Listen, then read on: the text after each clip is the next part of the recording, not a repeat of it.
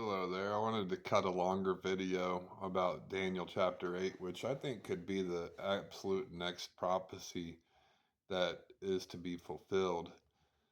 And I think a lot of people think, oh, this is just something that happened back in the day with Alexander the Great and um, Persia when he conquered them. But like I said in that short, it says in verse 19, "Behold, I will make thee know what shall be in the last end of the indignation. For at the time appointed the end shall be." Right? This was something that happened back then, but this is also something that is going to be future. And again in verse 23, it says, "And in the latter time of their kingdom, when the transgressors are come to the full, the king of fierce countenance is that going to come." Right, so this is talking about something that happened a long time ago with Alexander the Great uh, conquering Persia, but this is also talking about a future event. So yeah, again, I mean, it talks about the ram with two horns pushing westward, northward, southward, you know. And if you look in verse 20 and 21, it says, "The ram which thou sawest having two horns are the kings of Medo and Persia, and the rough goat is the kingdom of Grecia, and the great horn that is between his eye is the first king." Right? So the ram with two horns is Medo Persia, which would be modern day Iran, and the ram is in the fulfillment back in the day, it was Greece. But uh yeah, the ram or the goat back in the day was Greece, but it also says in verse 5, I was considering, behold, and goat came from the west on the face of the whole earth and touched not the ground, and the goat had a notable horn between his eyes. He came to the ram that had two horns. So the goat is coming to the ram, which was, Persia, and he smote him, broke his horns. There was no power in the ram to stand before him. He cast him to the ground, stamped on him, and there was none that could deliver the ram out of his hand.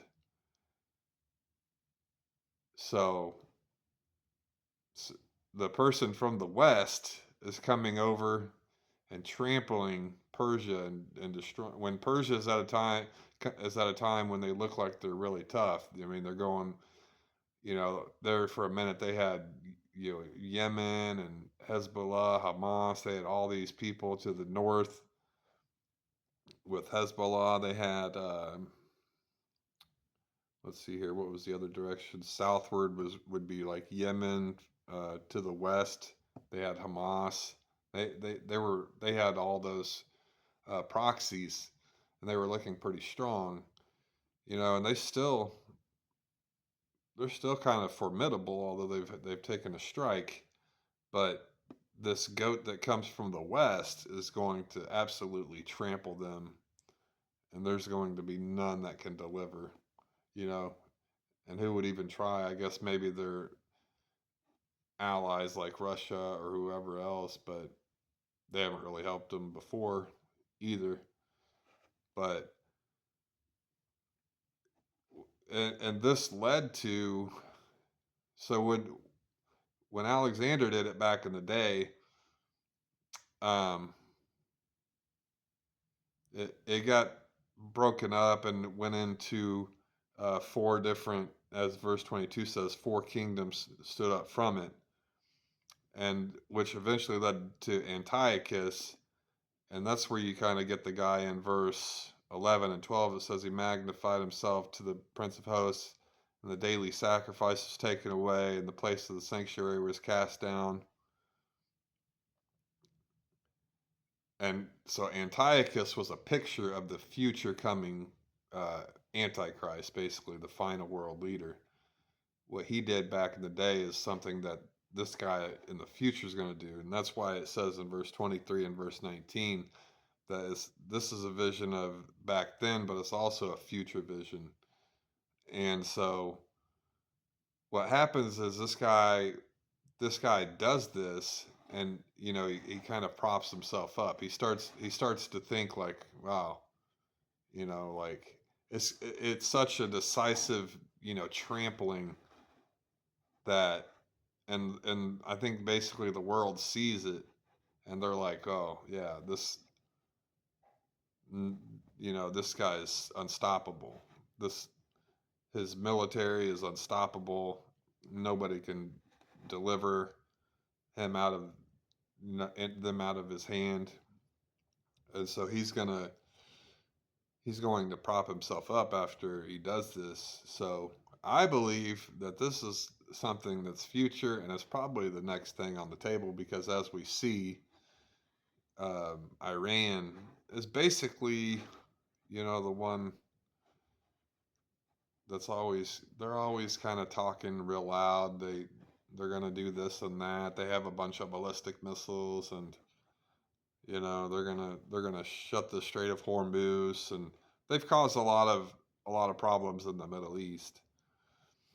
So this I believe, I mean, it says clearly in multiple verses that it's also a vision of the end of the indignation, when the transgressors are come to the full. And I would have to say, I mean, the regime in Iran, if you've seen what they've done lately and what they've been doing for basically the last, I don't know, 20 or 30 years, or however long, uh, you know, Islam or whatever has taken over. Because it used to be Persia, and it used to, you know, I think like maybe 50, 60 years ago, it was a decently nice country, but it's been full of evil for quite some time. And I would say it's probably the transgressors have come to their full, and maybe it's time that this goat from the west is going to fly across the face of the earth and finish them. That regime, not like the Iranian people. I don't think, you know, it's it's going to be the transgressors of Iran. I think it's that leadership, and probably their military that's going to be entirely decimated. So yeah, based on what I read, it was obviously something that happened back in the day, but I think it's also a vision of the end times. So let me know what you think. I think so.